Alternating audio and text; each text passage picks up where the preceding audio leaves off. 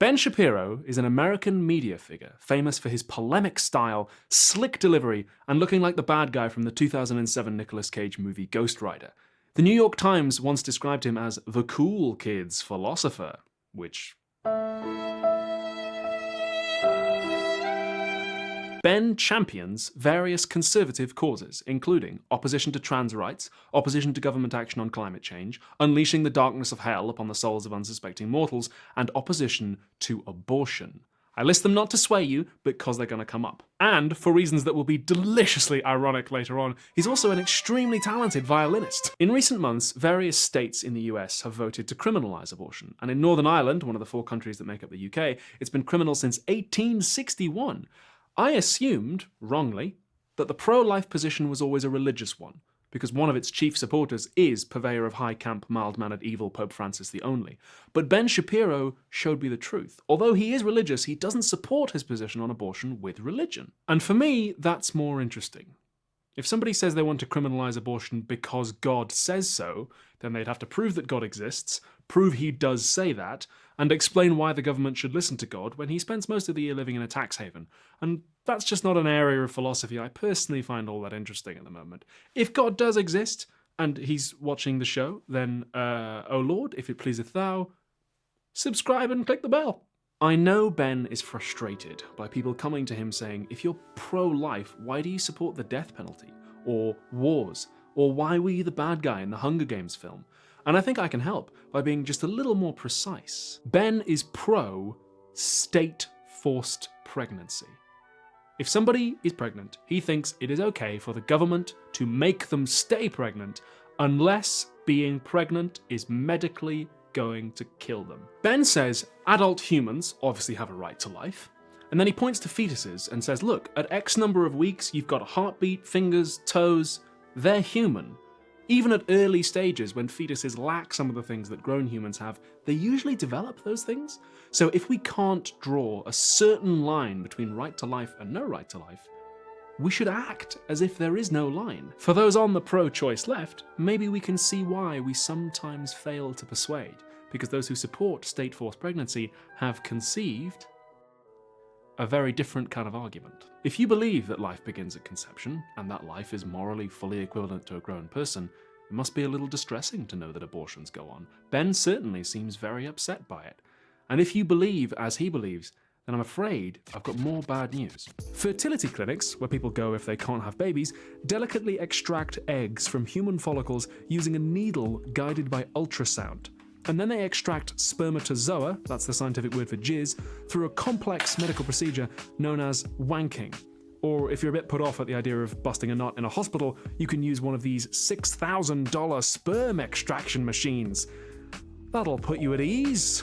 Oh yes, sexy. They combine eggs and sperm in a lab and implant the resulting embryo in someone's womb so it can grow and they can have a belly. When sperm meets egg, that's what we call conception. But they always make more than they need, so they've got spares, and they discard all the embryos they don't use. So if you believe that human life begins at conception, then I'm sorry to have to tell you that fertility clinics the world over discard several million more lives annually than you maybe even realized. And I'm afraid the bad news continues. Even amongst people who get pregnant the old-fashioned way, by holding hands with your wife and doing a special hug, a huge number of fertilized eggs don't implant in the wall of the uterus and are passed out. Estimates vary between about 1/3 and 2/3, but let's take the lower end. If you believe that life begins at conception, then you might want to sit down, because that means that approximately 1/3 of all people die within a week of being created. Maybe you didn't know that. Several American lawmakers have been caught out not knowing even basic stuff about what pregnancy and abortion actually involve, and that must be a little embarrassing if you support their cause. Maybe you did know it, but if you support criminalizing abortion on the grounds that life begins at conception, and you're not also thinking about fertility clinics or research to increase embryo implantation rates, maybe get a little bit curious about that. Maybe you can see why some people suspect you of just wanting to control women. It's not so much a comment on your conscious intentions as an explanation of why the focus seems to be on abortion rather than all fertilized eggs. But anyway, we're assuming for the sake of argument that life does in fact begin at conception. Ben says nobody's ever drawn that line between right to kill and no right to kill, and he's frustrated that people dodge that. So I'll confess, I don't think there is a fact to the matter. I don't think drawing a line even makes sense. The philosophical discussion of when somebody becomes a person with full moral rights is absolutely fascinating. But I'm afraid it's also completely irrelevant. In 1971, the philosopher Judith Jarvis Thomson wrote one of the most famous philosophy papers ever, in which she asks us to consider a very weird scenario.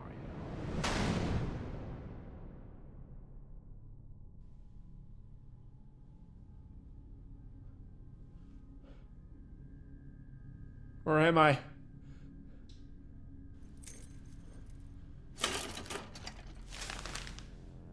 Ah, you're awake. It is delightful to meet you at last, Tom. I'm such a huge fan of the Daily Fire. You're a fan of my show? Oh, the biggest. You want to tell me why I'm here? There's someone I want you to meet. Jesus Christ! Who is that? He's resting. That is Paolo Vinatoni, one of the most accomplished violinists in the world. Paolo is very sick, Tom. He has kidney failure. Unless he's given urgent dialysis, he'll surely die. And as president of the Society of Music Lovers, I can't let that happen. You have 2 beautiful kidneys, Tom. And now that you're connected to Paolo's bloodstream, you're going to help him get better. You grabbed me from my studio and hooked me up to this guy? No, I grabbed you from the car park.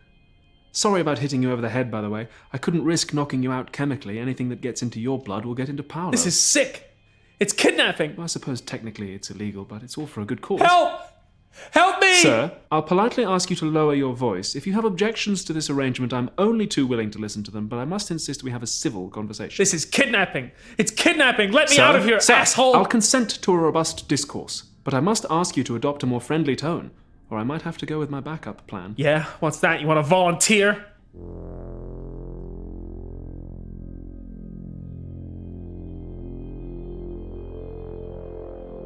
No one's going to find us down here. And even if they do, you'll just tell them that if they disconnect your veins from Paolo now, it'll kill him. It wouldn't be right to punish Paolo for my sins. That was you. Calling my show. Why me? I knew you'd agree with me. You're pro-life. You support everybody's right to live, no matter how inconvenient. That is what you've always said. Yeah, I am pro-life. You can't do this without asking. Why not? Surely Paolo's right to life outweighs your right to convenience, whether I'd asked you or not. I thought you'd be happy. I am. I am. I'm not responsible for him being sick. Why should that matter?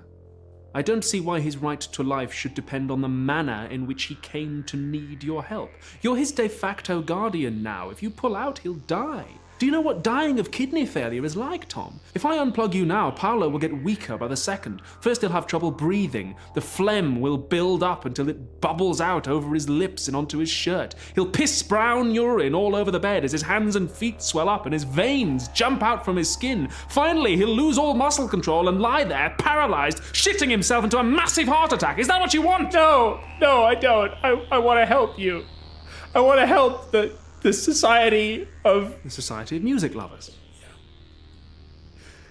You like classical music? Oh, yes. Very much. Vivaldi. Yeah. Enescu. Paganini. Gesundheit. How long do I have to stay? Just a few hours. I thought you were going to say 9 months. I like you. You have a sense of humor. And you stick to your principles. So many so-called pro-choice leftists don't. Yeah, you're right. You're absolutely right. They think that being pro-life means being anti-woman, but it doesn't. It just means pro-life. Yeah, you're right. I don't hate women.